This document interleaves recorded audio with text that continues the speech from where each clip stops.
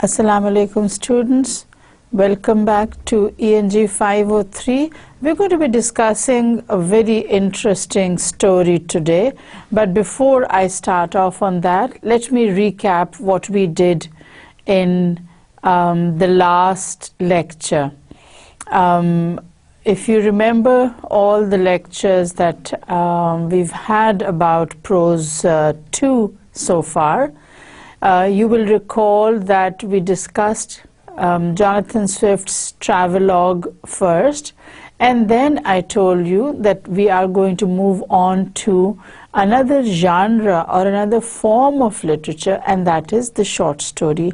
And in the last lecture I gave you a background of the development of the short story, and I also pointed out to you the specific features that are to be found in short stories.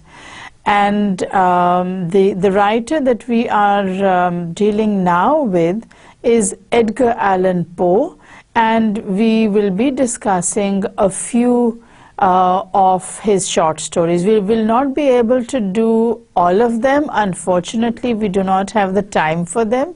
But my idea is to introduce you to his short stories so that you can find other stories and read them on your own. My aim in this module is to introduce you to a few major short story writers, and of course Jonathan Swift as one who has penned a travelogue.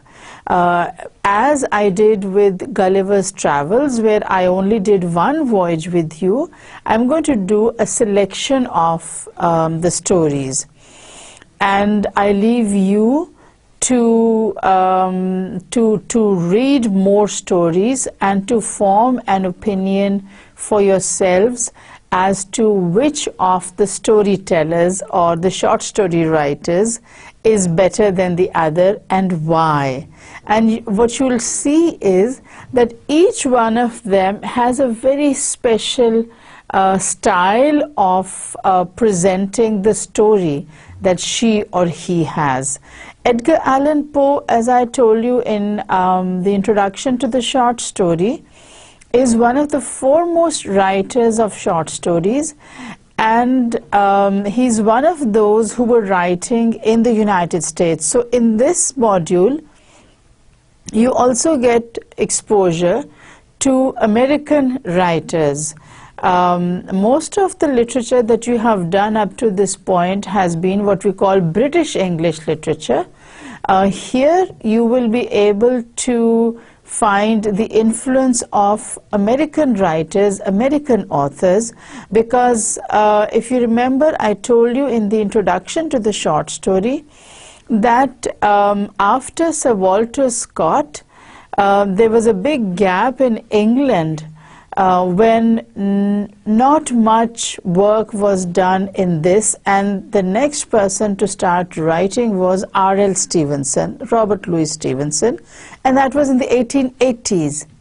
Meanwhile, in the continent and across the ocean in the United States, a lot of work was being done.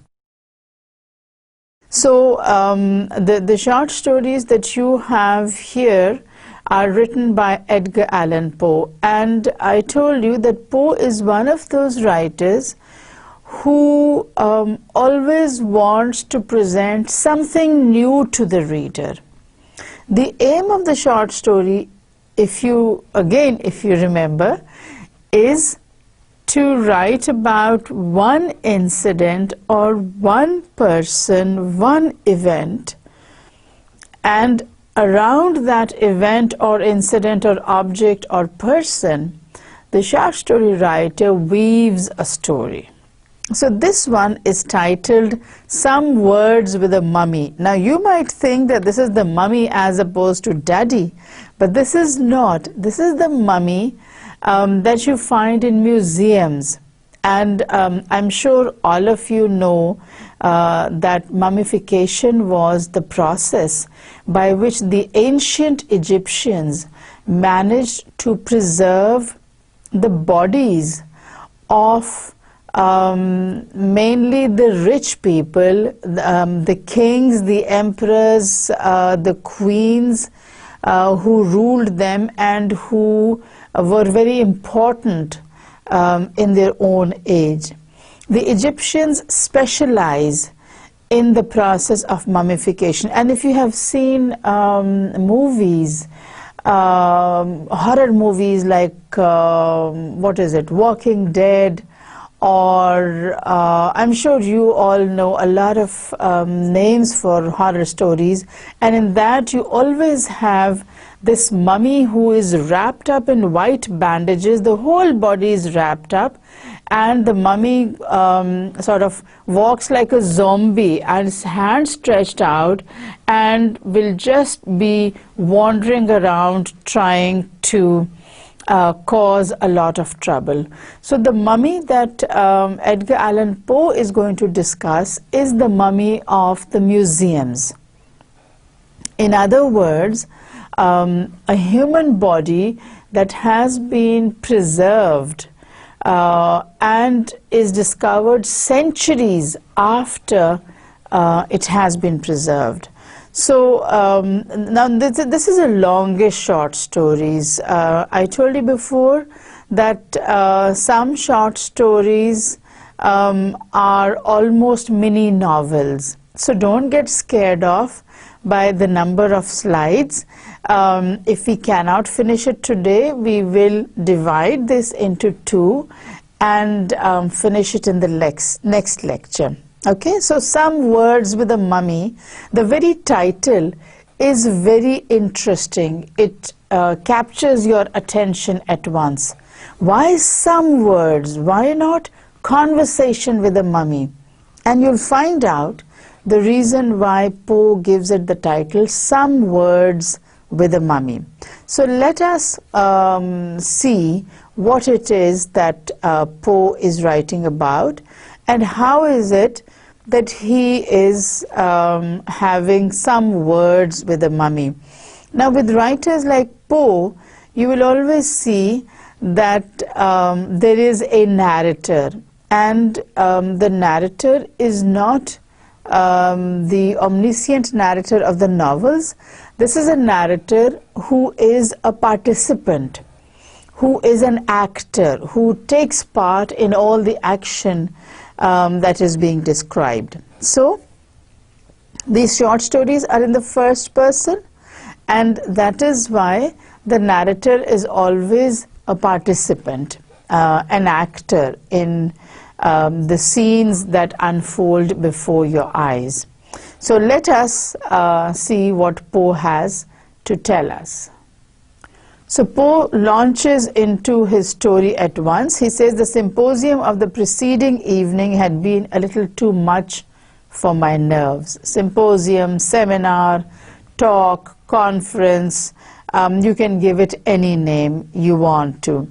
I had a wretched headache and was desperately drowsy. When you have to sit through a boring lecture, a boring seminar, you just want to go off to sleep. You want to go home, lie down, and just go off to sleep. So he was desperately drowsy. I want you to note particularly the language that Poe uses, because Poe is one of the masters of the English language. And I want to take this opportunity also to remind you that some of the words that he uses may appear to be difficult, may appear to be a little confusing, but I'm going to simplify this for you so that you find it very easy to understand the text. Instead of going out, therefore, to spend the evening as I had proposed, it occurred to me that I could not do a wiser thing than just eat a mouthful of supper and go immediately to bed.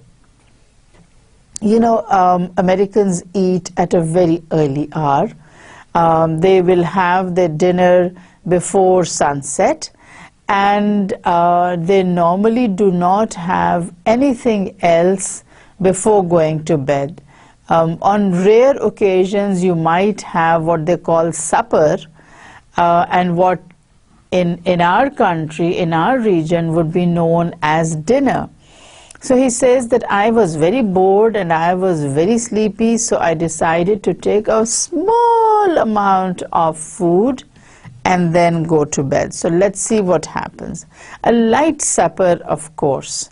Now there are variations of what you eat at dinner. We people eat a lot at dinner, you know, we don't eat a lot for lunch, but dinner is the time when everyone gets together and we like to have a really good meal. So he says, I had planned to have a light supper. I'm exceedingly fond of Welsh rabbit. So that's one particular dish. More than a pound at once may not at all times be advisable. A pound of rabbit would be a big amount of meat. Remember, it's meat that he's talking about. And having meat at night can be very heavy on your stomach, on your digestion. So he says a pound is more than enough. Still, there can be no material objection to 2 pounds. And really, between 2 and 3, there is merely a single unit of difference. I ventured perhaps upon 4. My wife will have it 5. But clearly, she has confounded 2 very distinct affairs. So imagine the amount of food he has. He says 1 pound is more than enough. And then he goes and has 4 pounds. His wife says that he had 5 pounds of Welsh rabbit. That's 2.5 kilos. Can you have 2.5 kilos of meat or food of any kind in one sitting? Very difficult, isn't it? So he doesn't believe his wife and he says, I didn't have more than 4 pounds. But if you just imagine, try to think for yourself how much meat that means. It's a lot of meat, and this is the meal that he's having just before going to bed. So the abstract number 5, I'm willing to admit, but concretely it has references to bottles of brown stout, without which in the way of condiment Welsh rabbit is to be eschewed. So brown stout, a kind of ale, a kind of alcoholic drink, is what he has along with Welsh rabbit, because he says that this dish, if you try having it without drink, without hard drinks, without alcoholic drinks, you will not be able to digest it and you'll feel very heavy. So he says, I didn't have 5 pounds in spite of what my wife says. I just had 4 pounds of Welsh rabbit and some of the brown stout. Having thus concluded a frugal meal, very ironic. It's not frugal at all. It's not a poor man's meal. It's a very rich man's meal. It's the kind of meal that is going to take a lot of time to digest. Meat, takes a lot of time to digest. Vegetables digest easily. Dal digests easily. But meat takes a long time. So he says, I had this tiny meal of 4 pounds of Welsh rabbit, put on my nightcap, and thought that I was going to sleep through the night and through the next morning until I woke up for lunch. But what happens is that although he goes off to sleep at once, he says, I was woken up immediately afterwards. When was he woken up? He says, I could not have completed my 3rd snore. You know what happens when you go into a deep sleep? You go, you snore.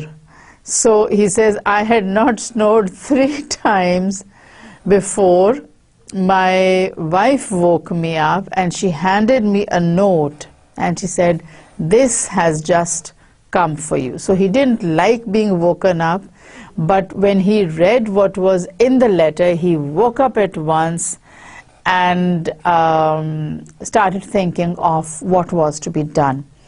So although he had really wanted to go to sleep and to sleep for 12 hours, he was not given that chance because somebody came up at that moment. There was loud ringing of the front doorbell. His wife went to investigate. She came and she woke him up and she said, "Here is this note for you." And he found out that this note was from his old friend, Dr. Ponnonner. And that will give you an idea of the kind of names that Edgar Allan Poe is going to be using. Ponnonner is a name that most probably he just made up. So he says, "My old friend Dr. Ponnonner sent me a note, and this is what it said. Come to me by all means, my dear good friend, as soon as you receive this." Nowadays you say everything is to be done ASAP, as soon as possible. So Poe, writing in the 19th century, has Dr. Ponnonner say that he wants the narrator to go over at once. "Come and help us to rejoice." And you're going to find out what it is that he wants to rejoice. "At last, by long persevering diplomacy, I have gained the assent of the directors of the City Museum to my examination of the mummy. You know the one I mean. I have permission to unswathe it and open it if desirable." So Dr. Ponnonner has long been wanting to open up the coffin of the mummy and to see what the mummy is like. So you wait and see what happens next. He finally has permission. He's been trying for a long time. His request for permission was turned down. He tried again, and in time the directors of the City Museum made a decision that they would allow this mummy to be unswathed and, if possible, opened to see what research could be carried out. "A few friends only will be present, you of course. The mummy is now at my house and we shall begin to unroll it at 11 tonight." So that does not give the narrator much time, and he has to rush over to Dr. Ponnonner's house, where Dr. Ponnonner says the mummy reside for that time. So there was no need to wake him up. The moment he heard the name, read the name Ponnonner at the end of the note, he woke up and he said, "This is going to be very interesting." So let us see what it is that is interesting. When he reads the note, the narrator says, "I leaped out of bed in an ecstasy, overthrowing all in my way." So whoever came in his way said, "Get out of the way, I need to go, I have to go there fast," etc., etc. So he dresses up in a hurry and runs over to Dr. Ponnonner's house. There I found a very eager company assembled. Dr. Ponnonner had told everyone that unless the narrator came up, he was not going to open the mummy, because he's a very good friend, he's interested in this issue, and therefore I want him with me when I open the coffins and I see what the coffins hold. The mummy was extended upon the dining table, and the moment I entered, its examination was commenced. So they had just been waiting for the narrator. He comes in and Dr. Ponnonner starts. And how does he start? He says that, let's go back a bit and give you a little background about the mummy. The narrator says that 2 mummies had been brought several years previously by Captain Arthur Sabotage, a cousin of Ponnonner's, from a tomb near Aleithias. So it was a cousin of Ponnonner. See how I've started mixing the name Ponnonner with cousin. I'm coming up with Ponnonner. So it's Dr. Ponnonner and his cousin brings over these two mummies which were excavated, and he brings them to the city museum. And Dr. Pananar thinks that he has a claim over the mummies, not just because he's a scientist, but also because it was his cousin, Captain Arthur Sabotage, who originally brought these mummies. And he had to bring them a long way. They were coming all the way from Libya. The grottos at this point, although less magnificent than the Theban sepulchres, are of higher interest on account of affording more numerous illustrations of the private life of the Egyptians. So although many archaeological sites have had a lot written about them, this particular site has not had a lot written about it, although it has a lot of interesting things regarding the private life of the Egyptians. The chamber from which our specimen was taken was said to be very rich in such illustrations. You know how the Egyptians used to write? They had a manner of what is called picture drawing. They're called hieroglyphics. So what they did was they would make those picture drawings on the walls. Actually, that was their mode of writing. And these illustrations, these pictures, or these hieroglyphics, they were to be found on the tomb, the walls of the tomb from where these mummies had been taken. The walls were completely covered with fresco paintings and bas reliefs, etc., etc. The treasure had been deposited in the museum precisely in the same condition in which Captain Sabotage had found it. So he doesn't steal anything from the mummies. He doesn't try to see whether the person inside is wearing any jewelry or whatever. He doesn't sell it to people, and there were plenty of people who would have bought the mummy from him. But he just hands it over to the city museum and he says, okay, this is what I brought back. Now it's up to you what you do with it. So for 8 years it had stood. The coffin had stood for 8 years, and nobody had even opened the coffin. All that had happened was Captain Sabotage knew there was a mummy inside. The coffin itself he had not opened because that would have been violating the privacy of the corpse. Okay, so he does not try to steal anything from the mummy or from the coffin.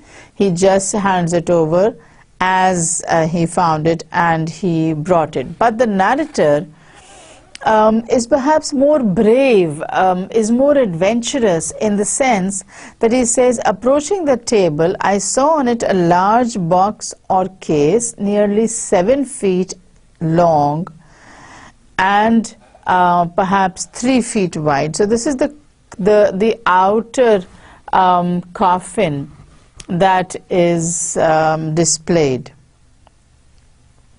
The material of the coffin was at first supposed to be the wood of the sycamore, but upon cutting into it, we found it to be pasteboard or papier mâché. So paper mâché is something that is not very strong. So what they do is that in spite of the fact that these coffins are ornamented with beautiful paintings representing funeral scenes and mournful subjects, the narrator says that the walls were covered with frescoes and the names of the departed, the mummy. You know that the Egyptians had this tradition of keeping long names, multiple names, as you would have, let's say, Rifat Bano. Now here the Bano is not a surname, but it's just another name for the girl. So he says that we decided to open up the coffin and see what the mummy was like. So by good luck, Mr. Glidden formed one of our party, and he had no difficulty in translating the letters, which were simply phonetic and represented the word Alamistachio, Alamistachio. But if you just look at the word and how it is constructed, you can divide it into 3 words, all a mistake. And he puts in an O at the end to show that it's not an English word. Some intelligent student might say, oh, this is all a mistake. So he just adds an O at the end in order to ensure that people do not try to sort of judge him. So he says that Mr. Glidden is a member of the team that is going to look at the mummy and see the condition of its skin. He says, we had some difficulty in getting this open without injury. It was not easily opened, but having at length accomplished the task, we came to a second coffin-shaped and very considerably less in size than the exterior one, but resembling it precisely in every other respect.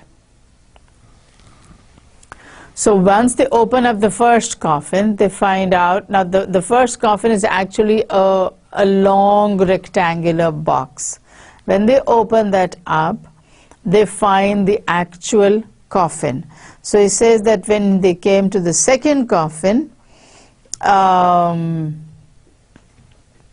we found out that this was not the only coffin in the box. The part of the first coffin that the second coffin did not occupy, that is on the sides, you know, you have this strip running around. So this strip of the coffin, the first coffin, which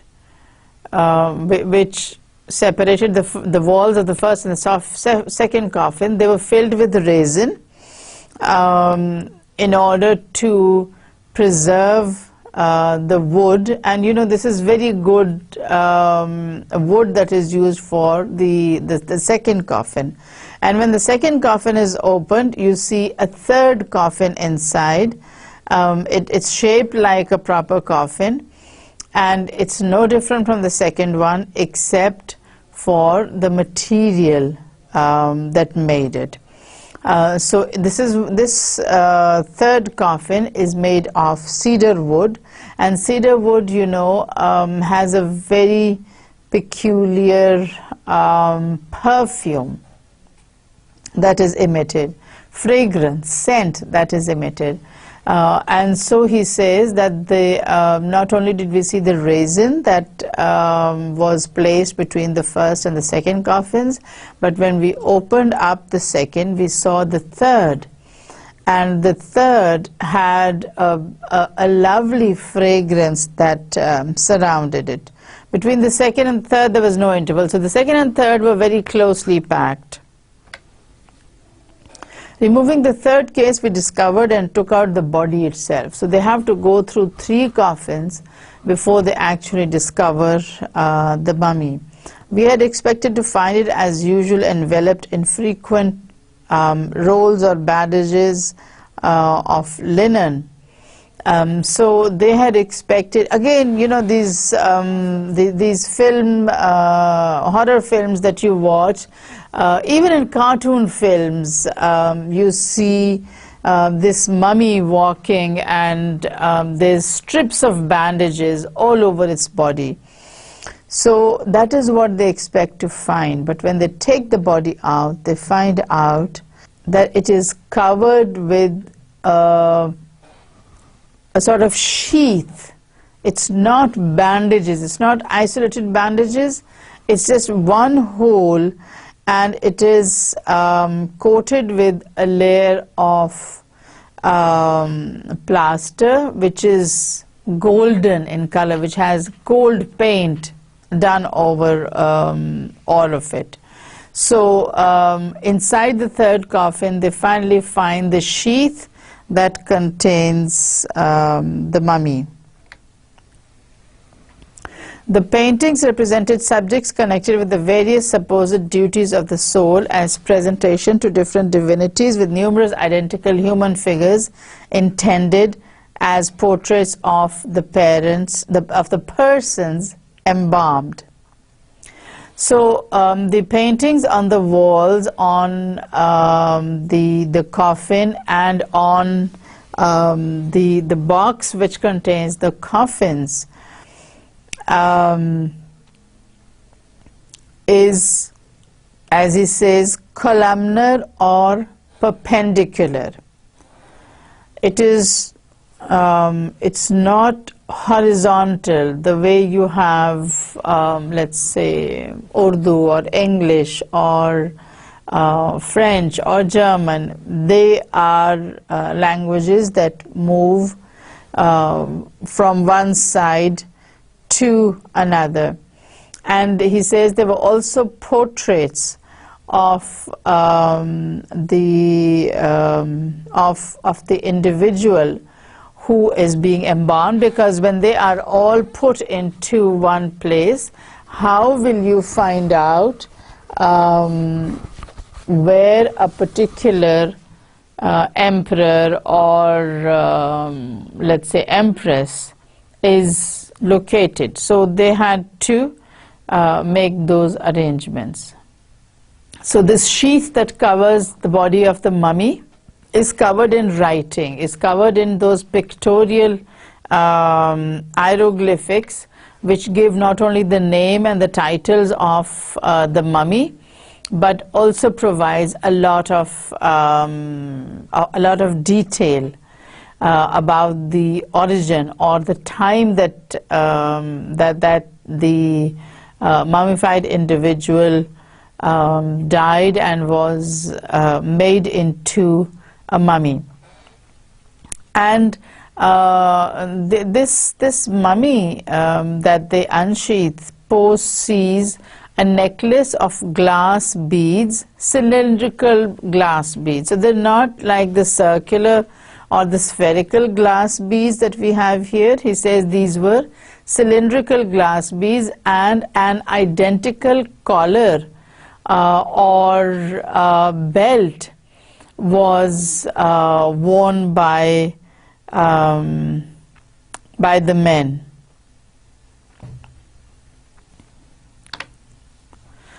Then they strip off the papyrus and they find the flesh in excellent preservation with no perceptible odor. Now there are countless stories about mummies being dug up and mummies being excavated, and they say there's always this smell of death there. Well, Poe and the narrator do not do not agree with that. The teeth and hair are in good condition, the color is reddish, the eyes appear to have been removed and glass substituted for them, but he says that even glass eyes could not make the mummy unattractive. And of course the fingers and nails were brightly gilded. So a lot of what you would call gold paint was made available. It seemed as if the fingers and the nails were made of solid gold. They were not. They were just gold painted. But that was enough. So Mr. Gliddon was of the opinion, from the redness of the epidermis, that the embalmment had been effected together by asphaltum. So at once Mr. Gliddon offers his explanation, and he says, you know, I can see what has happened, and I am positive that that the embalmment process, or that the process of the preservation of certain individuals is directly depending on how quickly it is done. But he says when they scraped the surface of the mummy, some of the plaster came off. Remember, he's not wrapped in bandages, he's encased in a sheath. So he says that when they cut the surface with a steel instrument and they throw the powder into the water, there is the smell of camphor. The smell of camphor is disguised until it is needed, or until it is required. We searched the corpse very carefully for the usual openings through which the entrails are extracted, but to our surprise we could discover none. Okay, now this part gets to be a little uncomfortable, because he says that we turned the corpse over and we tried to see what openings had been made into his body, so that the body could be embalmed. Now, two of the practices that were carried out at that time was that the brain was drawn through the nose. The brain was drawn through the nose, and the intestines through an incision in the side. Now, the intestines are exposed when you open up the stomach, but the brain, the physical brain, you can take, but here Pope talks about someone syringing the brain through the nose, because the nose is an opening. We tend not to think of it as an opening, but it very much is, just as the throat and the ears are openings. So he says no member of this party to that date had ever seen an unopened mummy, or had been there when the mummy was being opened. And once they had taken the intestines out and taken the brain out, he says that the body was shaved, washed and salted, then laid aside for several weeks, when they could begin the process of embalming. So it's a long process. It's not something that you can do like this and say, okay, I've embalmed it. So you have a long and detailed promise. But in spite of this very thorough investigation, the narrative and his friends, Dr. Panner, Mr. Glidden, are unable to find an opening through which this could have been done. At this time, the doctor realizes that they should go for dinner. So when they find no openings, they do not know what to do. And all of a sudden, the narrator looks at the clock.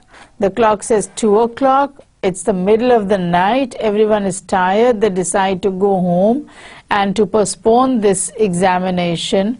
The next stage of the examination, the next day, when they could start early and not start in the middle of the night. But he says, as we were about to separate in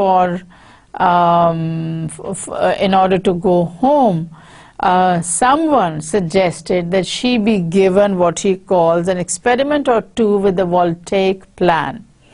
In other words, they wanted the mummy to be given electric shocks. So EST or electroshock therapy. And when they do that, what happens? Well, they asked for it.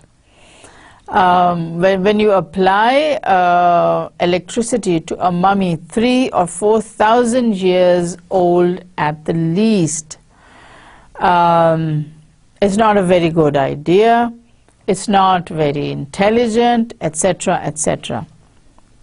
So they still decide to go ahead with it because they cannot think of any other way in which they can sort of prove that this mummy is better or is of a superior quality than all the other kings and queens who are buried there. So when they apply electricity, what happens? Whoa! It's not that easy to apply electricity. First, they have to bare this area. Remember, you want to give electric shocks, you give them to the brain. The temporal lobe here is what you head for. So they had to clean that portion. Remember, the mummy has this kind of plaster on it, does not have bandages, but just has this sheath on it. So what they do is that they scrape this area, they wash this area, and they lay it bare so that when they are doing electric shock therapy, they can put the anodes here, and standing at a safe distance, they can pass electricity through your body. So they give that electric shock and nothing happens. So they start laughing amongst themselves. You know, they're a little embarrassed. We've done all this, and what do we have for it? We have a mummy that does not respond to even electric shock therapy. So they're just about to say goodbye to each other when the narrator looks at the eyes of the mummy. Remember, he had said that the mummy appeared to be fine, except that the eyes of the mummy appeared to have been taken out and substituted with glass eyes. Now when they are about to leave, he looks at the mummy's eyes and he sees that they are no longer open. He can no longer see that glassy thing in the eye. What a scary thought. The mummy had closed his eyes. So the narrator puts up a shout. The mummy has closed its eyes. And what happens? Everyone gets into a panic. Let's see what happens. He is alarmed, he's scared, but remember, he's had a lot to drink, so he is not to be scared that easily. But what happens to the rest of the company? They made no attempt at concealing the downright fright which possessed them. They were scared to death. Dr. Bonner was a man to be pitied. Mr. Glidden made himself invisible. He just disappeared. Mr. Silk Buckingham, he says, he made his way upon all fours under the table. So he just sort of slunk under the table. After the first shock of astonishment, however, they sort of deliberated. They thought about it again, and they said, you know, we should continue with this experiment because If the mummy is alive, then we need to see evidence of its being alive. And so they move from the temples to the right foot.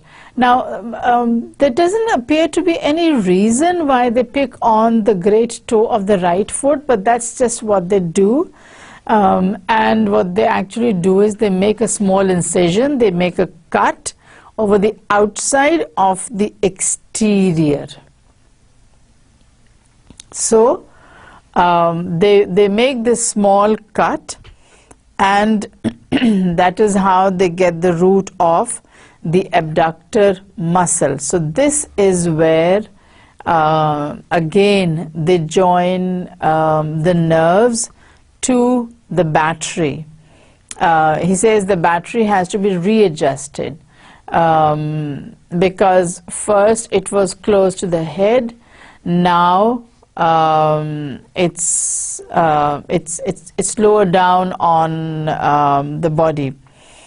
So he says they were in the process of doing this, and all of a sudden the narrator saw the mummy drawing up its knee, and with his foot he pushed Dr. Ponnonner out of the window.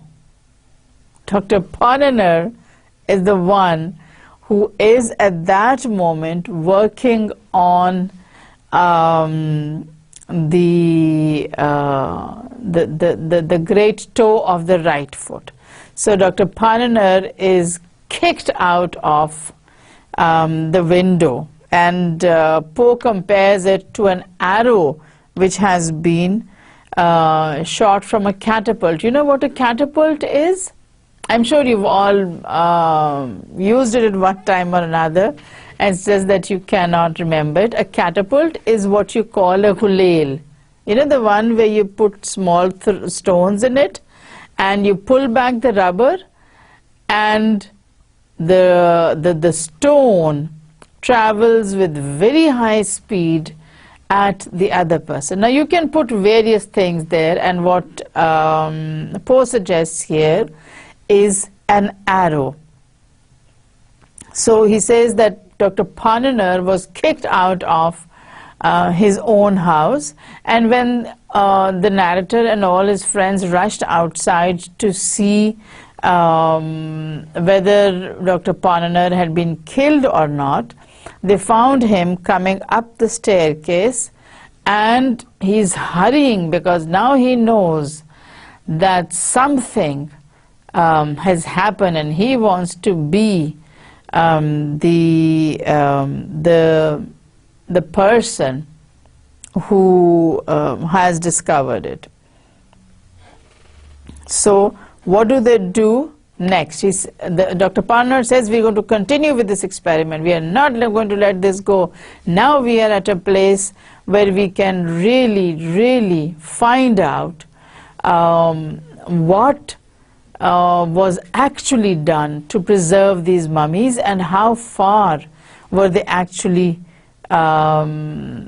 preserved, or when the process of embalmment was taking place. So it is by Dr. Ponnonner's advice that the third thing that is done, and you have to remember the first thing is putting the wires to the mummy's temporal lobes, then touching it to the nerves that are exposed in the great toe of what was it, right foot or left foot? The right foot. So the great toe of the right foot. Now what they do is they make an incision in his nose, and the doctor pulled the nose so that he could make contact with the wire, morally and physically. figuratively and literally. The effect of this was electric. And how was it electric? The corpse opened its eyes, winked very rapidly for several minutes, and it sneezed. Not only did it sneeze, but it also sat up and shook its fist in Dr. Ponnonner's face. In the fifth, turning to Messieurs Glidden and Buckingham, it addressed them in very capital Egyptian thus. And this portion is very, very interesting for the simple reason that Poe has made a direct hit at Americans who considered themselves to be specialists in an area. And the area of specialization that Poe starts off on this satirizing process is the knowledge that experts claim to have in the field of archaeology. I do not know if you are aware of the fact, but archaeology is, the field where you dig places up and you find remains of ancient objects or ancient places. We have ruins at Taxila. We have the museum at Taxila where the archaeological finds have been placed. In Egypt, because the Egyptian civilization was one of the first civilizations on this earth, has always been a matter of interest. It is so interesting that a field has sort of been discovered, a discipline has been added to all the other disciplines of learning, and that is Egyptology. And Egyptology means that you specialize in the archaeological finds from various sites within Egypt. Now, so that's one field. Another is the interest that Americans take in going to other countries and learning their language. They're right now, the Americans have a lot of interest in Pakistan, so they're learning not only the Urdu language, they're learning Pashto, Sindhi, Balochi, Brahvi, all these different languages. So at that time also, Poe makes a comment on this desire of the Americans to know the different languages. So he says that the mummy addressed these two people, Glidden and Ponnonner, in Egyptian. Let's go back. He says, the mummy turned round, faced Glidden and Buckingham, and said in Egyptian, "I must say, gentlemen, that I am as much surprised as I am mortified at your behavior. Of Dr. Ponnonner, nothing better can be expected. He is a poor little fat fool who knows no better. I pity and forgive him.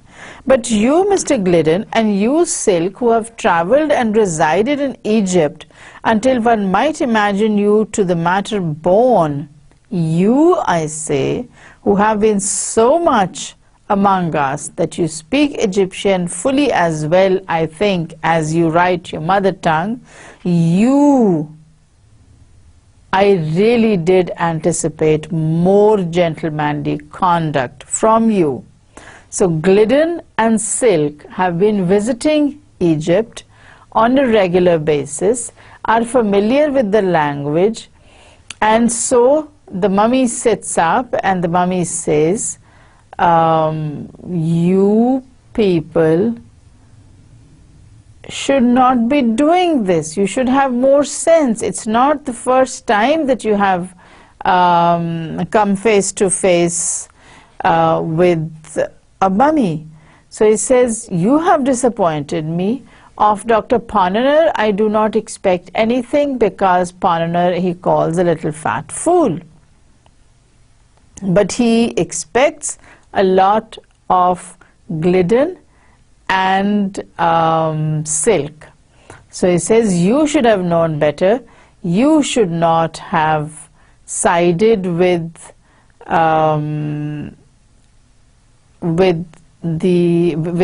Pananar, who's a little fat fool, into cutting my toe, cutting my nose. You should not have been a party to it.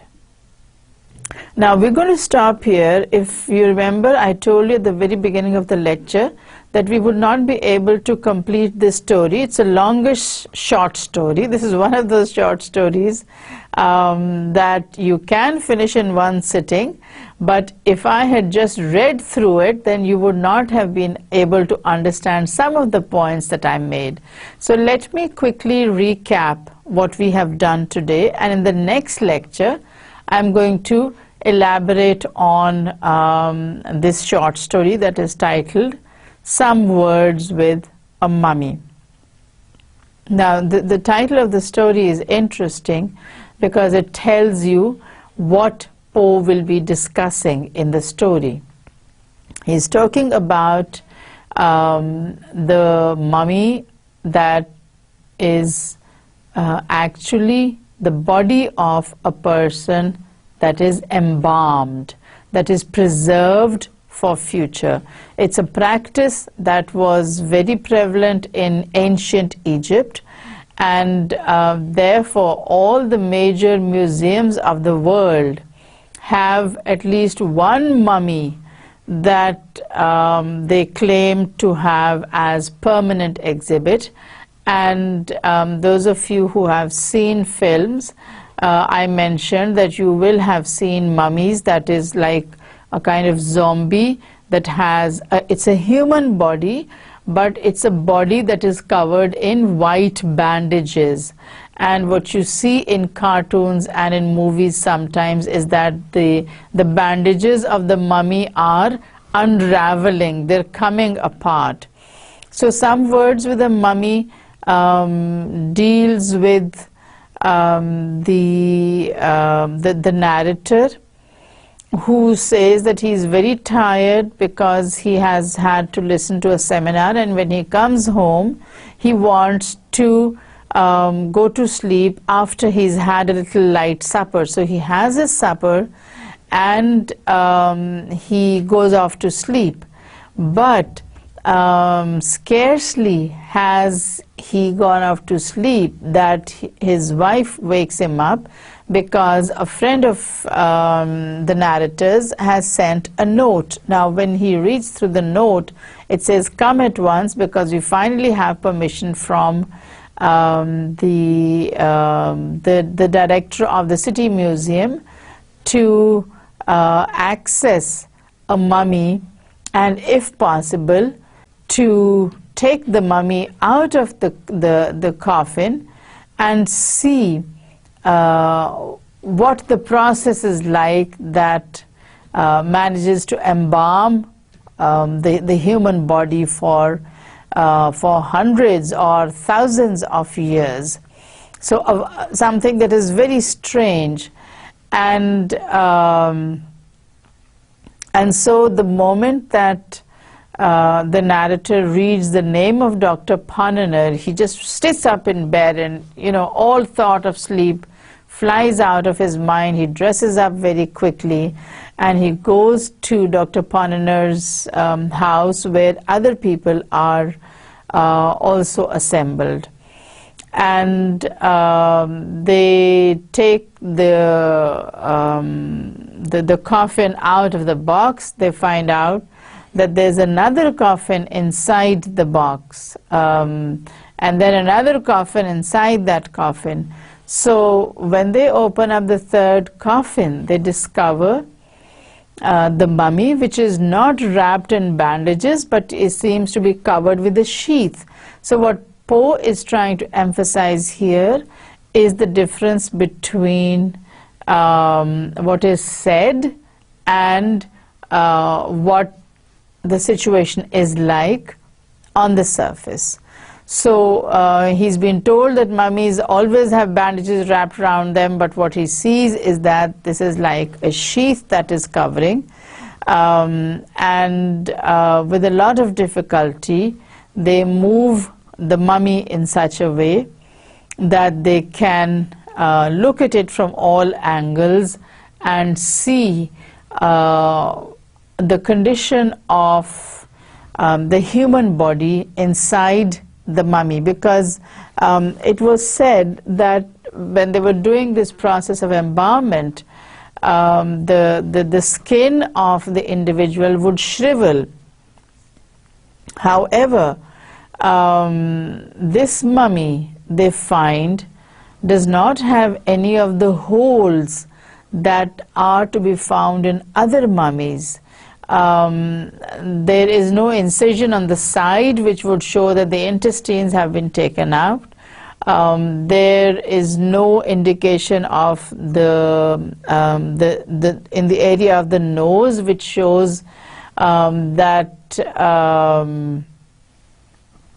the brains have been sort of drained out through the nose, because that was the process that the ancient Egyptians did. They removed the intestines by a small incision that they made on the side of the stomach. The brains they would suck out through the nose. When they don't find those indicators or those incisions or those holes, they're very surprised at what to do. So they just sit there looking at the mummy, and all of a sudden they say, okay, let's go home and we'll come back tomorrow and we'll look at it again, because we're very tired right now. This process has been very tiring, taking one box out, taking the other box out, and then the third one, and then you get the mummy, which does not look anything like the kind of image of the mummy that is in the writer's mind. So when he looks at it, he sees that what he had thought to be the glass eye is not the glass eye, but it has been covered by the lid. Now this fact is very, very scary, and there's some screaming that goes on, and people try to hide under tables, and then when that sort of novelty wears off, they say, okay, now we're going to do something different. We're going to try to give this mummy another electric shock. So they had first put the electrodes to the temples of the mummy. Now they expose the nerves of the great toe of the right foot, and they give him another shock. And then when they do that, what the mummy does is that it pulls up its leg and kicks Dr. Ponnonner out into the street. And the narrator thinks that Dr. Ponnonner is dead, so they all rush out, but they find out that he's coming back up the stairs and he's saying, we have to do this today. So what happens is that when they sort of make an incision on his nose, the mummy stretches like a human being, sits up, and addresses Silk and Mr. Glidden, because these are two people who have been to Egypt a lot of times, who know the language of the place. So the mummy addresses them and says, you are an embarrassment, you are shameful, you have lived in Egypt for a very long time, and yet these are the things that you do when you are confronted with a mummy. As he says, Silk has traveled and resided in Egypt. And so he says,